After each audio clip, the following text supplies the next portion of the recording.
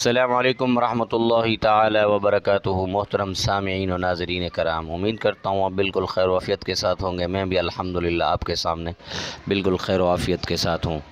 تو دعا کرتا ہوں اللہ رب العزت جو ہے مجھے اور آپ کو دین پر چلنے کی توفیق عطا فرمائے، آقا صلی اللہ علیہ وسلم کی محبت نصیب فرمائے، اور جب ہم بھی اس دنیا سے رخصت ہوں تو ہماری زبان پر کلمہ طیبہ لا الہ الا اللہ محمد رسول اللہ جاری ہو۔ تو سامعین، جیسا کہ آپ کو معلوم ہے کہ میرے چینل بنانے کا مقصد بھی یہی ہے کہ آپ لوگوں تک اچھی معلومات، دینی معلومات، اسلامی معلومات آپ تک پہنچتی رہے۔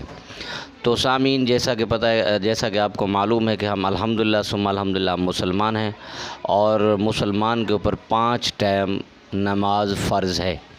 5 ٹائم کی نماز فرض ہے: فجر، ظہر، عصر، مغرب، عشاء۔ تو آج میں آپ لوگوں کو بتاؤں گا کہ 5 نمازوں کی رکعتیں کس طرح ہوتی ہیں۔ تو نماز فجر کی 4 رکعتیں ہیں، پہلے 2 سنتیں پھر 2 فرض، ٹھیک ہے۔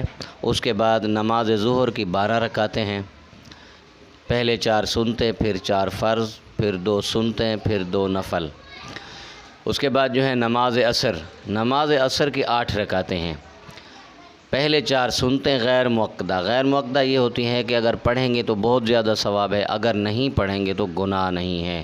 پھر اس کے بعد ہیں 4 فرض۔ اچھا، یہ چیز ذہن میں رکھیے گا کہ فرض بالکل کسی صورت بھی معاف نہیں ہیں۔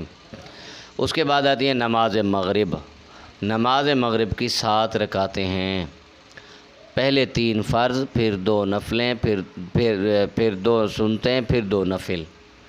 اس کے بعد آتی ہے نماز عشاء کی 17 رکعتیں ہیں، پہلے 4 سنتیں غیر مؤکدہ، پھر 4 فرض، پھر 2 سنتیں، پھر 2 نفل، پھر 3 وتر، پھر 2 نفل۔